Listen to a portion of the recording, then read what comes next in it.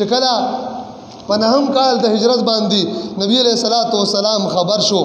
چې قیصر روم عیسایانو سوپر طاقت د سپینې ماڼۍ والا وایټ هاوس والا القصر الابیض والا اراده کړې ده د مسلمانانو خلاف د جهاد یو مضبوط طاقتو سوپر طاقتو د اوسنی سوپر طاقت پشان نو د روس او د امریکای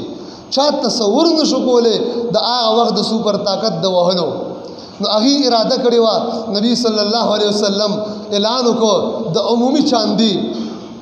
وې چاندا کوي نبی علیہ السلام خپل صادر وغړول ښا نن د نبی علیہ السلام حقيقي وارثان چې تاسو د جهاد د پاره چنده غواړي خلک ته ویډیوګانې وبا کوي تصویران ته نو باسي او بیا هغه سره لیکي وي دا دهشتګردي دا ترهګردي دا ټیرریزم والا خلق دي فلان فلان فلان دا د نبی علیہ السلام حقيقي وارثان دي چنده کول د نبی علیہ السلام سنت دی د جهاد د پاره حضرت عثمان رضی الله عنه د هغه لخر چې هغه د کفارو خلاف تیار شو د 1/3 د ثلث د 1/3 لخر خرچه حضرت عثمان برداشت کړی دا ابن سعد وی په دغه وخت کې د مسلمانانو مجاهدینو تعداد 40,000 څومره جی 40,000 30,000 پیادو او 10,000 شاه سوارانو مطلب په حضرت عثمان په دغه وخت کې یعنی د 10,000 نه زیاتو د صحابو د جهاد د سامان بندوبست فرمایلو حتی علما لیکي دا نه چې مجاهد ته صرف توره اغشته دا ډال نه دی اغشته ډال اغشته دی توره نه دا اغشته سورلې نه دا ورکړي حضرت عثمان د بوټانو تصمیم ورته اغشته دي ښا د بوټانو تصمیم ورته اغشته دي د 10,000 نه زیاتو صحابو د پاره دا صرف دا بل طرف ته نبی علیہ السلام تراغه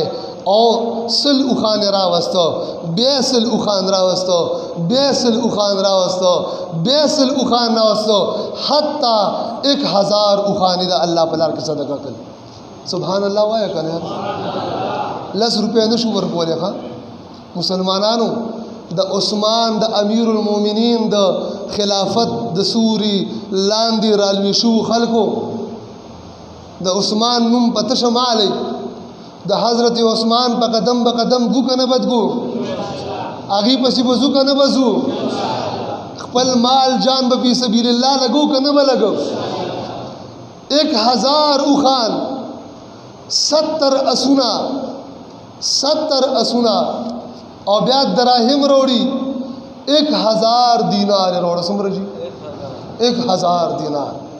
1,000 دینار 1,000 دینار سوچ کوا 60-70 لاکھ روپے دا نن سبا جوړیږي نبی علیہ الصلوۃ والسلام داسې اړی راړی لاس هغه د سرو زړی ایبا پړکو هنورتا داسې به واړو شد به کو بیا به را واړل فرمای ما زر عثمان ابن عفان بعد ما عمل بعد اليوم قط نن رزن رستو حضرت عثمان چې سم کوي دته هیڅ نقصان نشي رسولې امام قرطبی خپل تفسیر کې لیکلی دی فرمایي سید الکونین صلی الله علیه وسلم د ماسوتن د مونږ درستو والا تر سحر تر مونږ پوري لاس اوچت کړو دعاګانې کوي سوې اللهم عثمان انی عنه رازن فرض عنه یا الله انا عنه رازن یا الله زه د حضرت عثمان ناراضی مته ناراضی شخه د حضرت عثمان داسې عظیمه خرچه وکړه داسې عظیمه ټول غزوات کې شریک شوی دی